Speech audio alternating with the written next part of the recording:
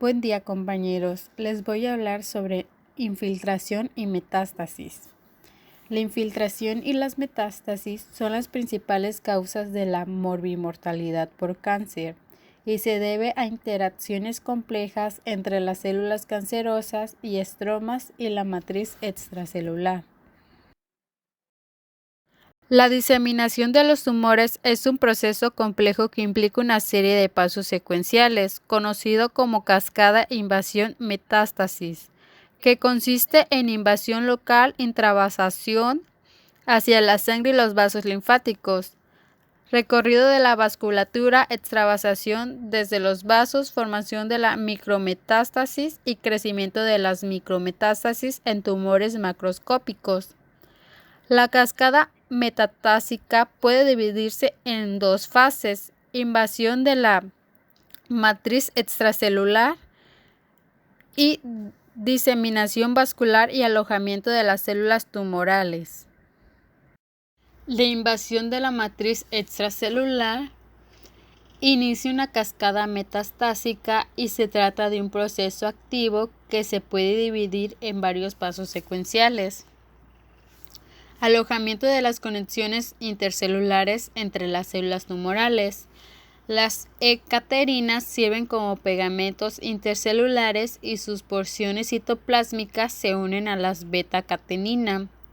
Las moléculas de E-caterina adyacentes mantienen unidas a las células.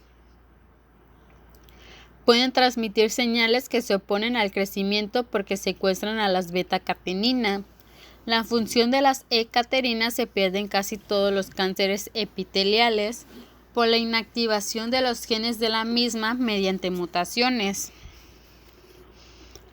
Degradación local de la membrana basal y el tejido conjuntivo intersticial.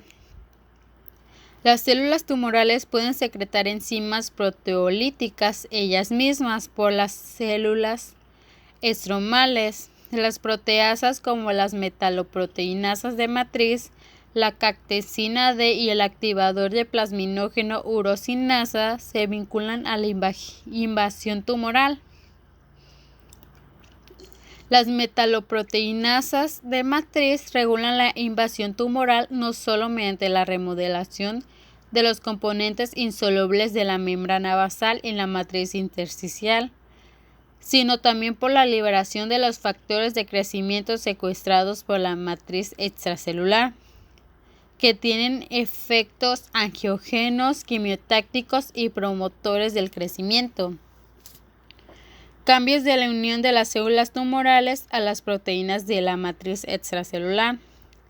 Las células epiteliales normalmente tienen receptores como las integrinas para las lamininas y el colágeno de la membrana basal, que se polariza en su superficie basal. Estos receptores constituyen a mantener las células en un estado de reposo diferenciado.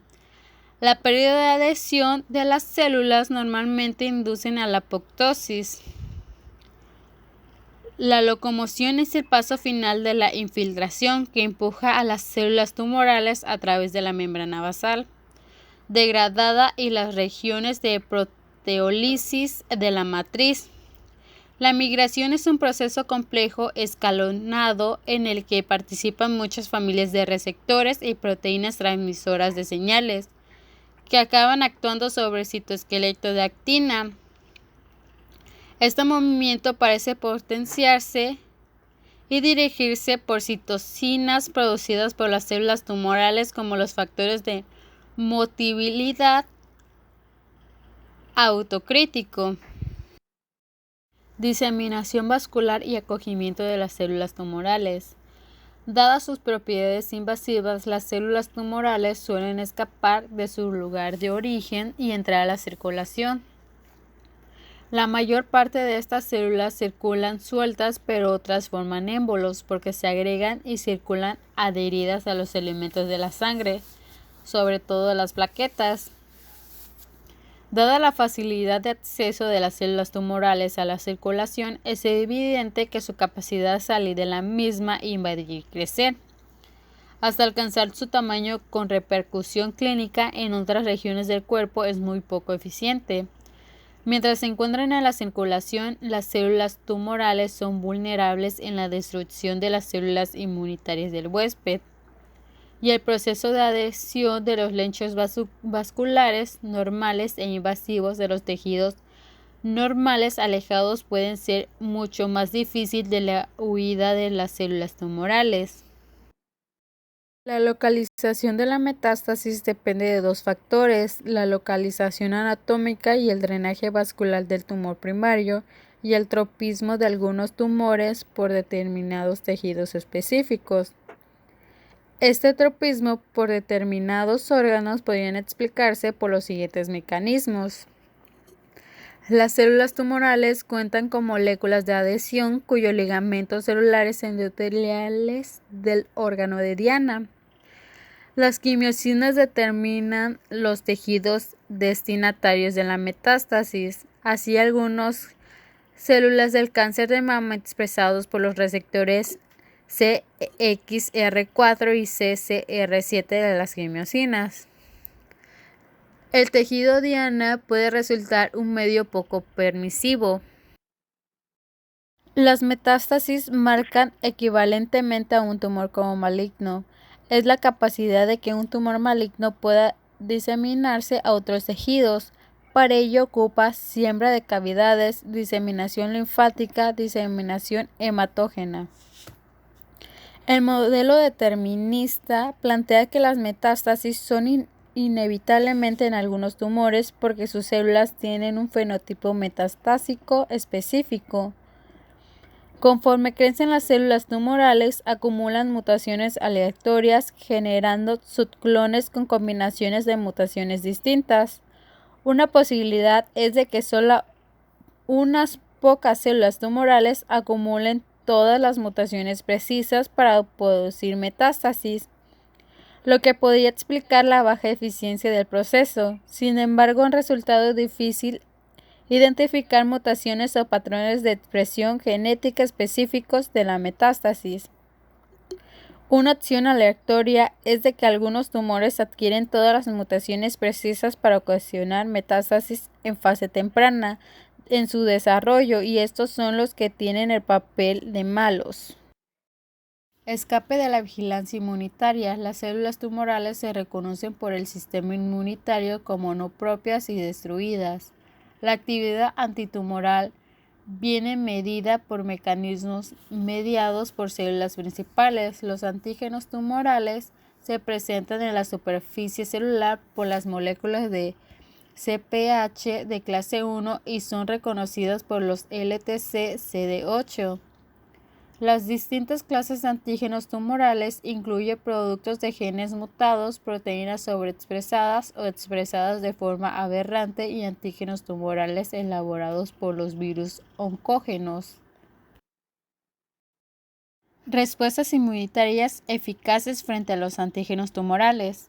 Cuando las células tumorales mueren, liberan señales de peligro que estimulan a las células de la inmunidad innata, incluidos los fagocitos residentes y las células presentadoras de antígenos.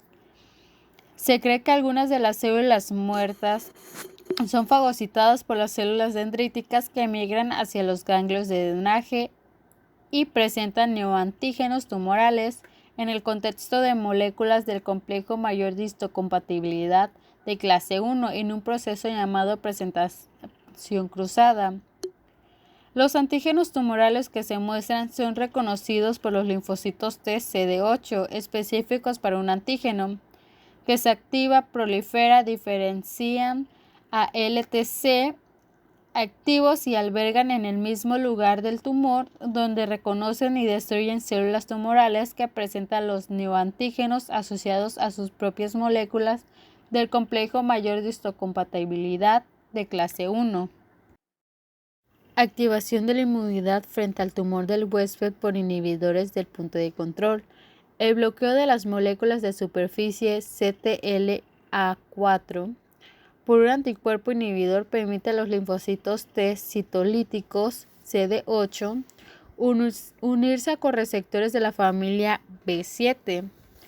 Con la siguiente activación de los linfocitos T, el bloqueo de receptores o el ligado de PD1 por anticuerpos inhibidores anula las señales inhibidoras transmitidas por PD-1, lo que se traduce de nuevo a la activación de los linfocitos T citolíticos.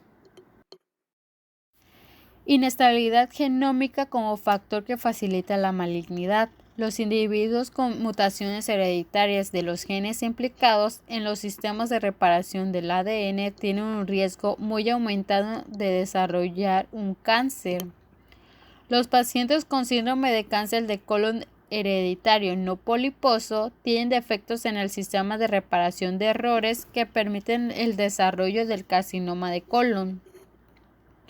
Los genomas de estos pacientes presentan inestabilidad de microsatélites, caracterizada por cambios en la longitud de una secuencia repetitiva de TADs cortos presentes a lo largo de todo el genoma.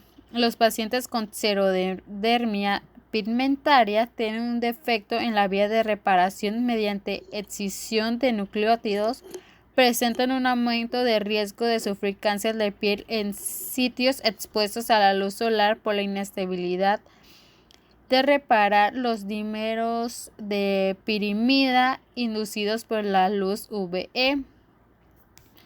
Los síndromes que cursan con defecto en el sistema de reparación de la recombinación homóloga del ADN representan un grupo de trastornos del síndrome de Blount, la anemia de Fanconi y la ataxia telangiectasia, caracterizada por la hipersensibilidad de los agentes que dañan el ADN, como la radiación ionizante. Estas mutaciones en el cáncer de mama facilitan y también participan en la reparación de ADN homólogo.